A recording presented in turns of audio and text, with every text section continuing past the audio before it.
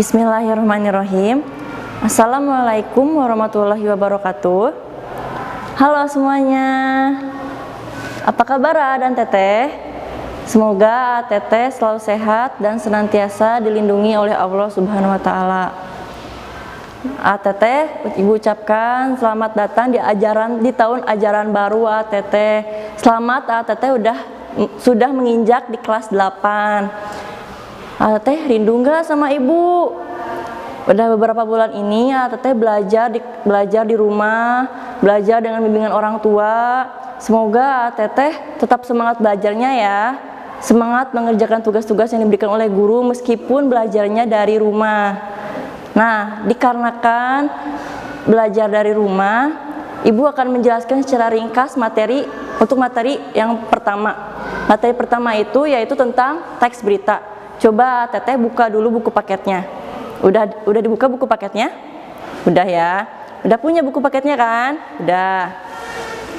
Nah, teks berita. Sebelum menjelaskan lebih lanjut lagi mengenai teks berita, ada dua tujuan pembelajaran yang harus teteh capai. Yang pertama yaitu mengidentifikasi unsur-unsur teks berita, baik itu membanggakan, memotivasi yang didengar dan dibaca. Lalu yang kedua, menyimpulkan isi berita. Beritanya itu bisa membanggakan atau memotivasi yang dibaca dan didengar. Nah, teteh, sebelum kita memasuki ke materi, teteh pasti tahu ya berita itu seperti apa. Misalnya berita secara siaran langsung atau live. Ada apa aja sih kalau misalkan di siaran televisi? Ada di Liputan 6, di TV One, ada di mana lagi? Di SCTV banyak ya teteh. Nah, teks berita. Teks itu apa? Pasti udah tahu karena teteh udah kelas 8, pasti teteh sudah tahu apa itu teks. Teks itu yang berhubungan dengan tulisan, bukan lisan ya teteh. Nah, kalau berita, apa itu berita? Berita adalah cerita atau keterangan mengenai kejadian atau peristiwa yang hangat atau yang sedang terjadi saat ini. Nah, berita juga itu bersifat aktual dan faktual. Apa itu aktual? Apa itu faktual? Nah, kalau aktual itu berarti dia terpercaya. Jelas ya, yang namanya berita itu harus terpercaya. Nah, ada juga berita itu harus faktual. Apa itu faktual? Faktual itu bersifat fakta, benar adanya, terjadi, bukan hanya rumor belaka atau hoax ya teteh. Nah, jadi teks berita itu adalah tulisan atau cerita yang mengenai kejadian atau peristiwa hangat yang saat ini sedang terjadi. Nah, ada unsur-unsur berita teteh. Teteh pasti sudah mengetahui kan unsur-unsur berita yang 5W 1H. Kalau 5W 1H itu dalam bahasa Inggris ada apa aja? Ada what, ada when, ada where, ada who, sama ada why. Hanya itu adalah how. Nah, kalau dalam bahasa Indonesianya itu adalah adik Simba. Apa itu adik Simba? Itu bukan adik seseorang ya teteh. Nah, adik Simba, A-nya itu apa? Apa, jelas. A-nya itu apa? D-nya itu di mana? K-nya itu kapan? Siapa? M, mengapa? Dan bagaimana? Jadi teteh mesti diingat ya. Kalau misalkan dalam bahasa Inggris itu 5W 1H.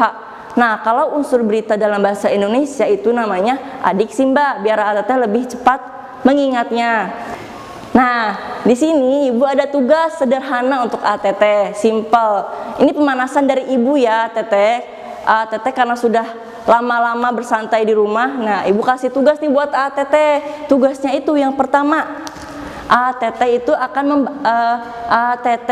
akan membaca teks berita yang berjudul Kisah Pasien Sembuh COVID-19 Sempat Meremehkan Hingga Dikabarkan Meninggal. Nah, untuk yang teks berita ini akan ibu sharekan kepada teteh, akan ibu bagikan kepada teteh ketika pembelajaran ibu sedang berlangsung ya teteh. Nah, nanti setelah teteh membaca berita tersebut, teteh membuat pertanyaan dengan unsur berita adik Simba yang tadi. Lalu teteh juga menjawab pertanyaan tersebut. Jadi ada 6 pertanyaan dan 6 jawaban yang teteh buat. Nah, tugasnya itu Teteh buat di buku tulis ya Teteh. Nah, tugas yang kedua yaitu menyimpulkan berita.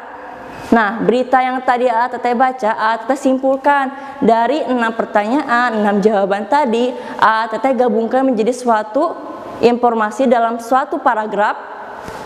Jadi Teteh tugasnya itu ada 2, membuat pertanyaan dengan unsur berita adik Simba dan jawabannya. Lalu yang kedua, menyimpulkan berita. Nah, apabila Teteh belum paham dengan tugas yang Ibu sampaikan atau tentang tadi yang Ibu katakan, Teteh bisa menanyakan via WhatsApp secara online kepada Ibu. Untuk pengumpulan tugasnya pun nanti akan Ibu informasikan lebih lanjut lagi ya Teteh. Yang jelas Teteh kerjakannya di buku tulis. Dan ingat, jangan ada yang menyingkat kata seperti yang jadi YG. Itu ya, Teteh pasti tahu peraturan ketika belajar bersama Ibu, jangan ada yang menyingkat kata dan ditulis dengan baik dan rapi. Sekian materi yang Ibu sampaikan kepada dan Teteh. Mohon maaf bila ada yang kata-kata yang kurang berkenan di hati Teteh. Wassalamualaikum warahmatullahi wabarakatuh.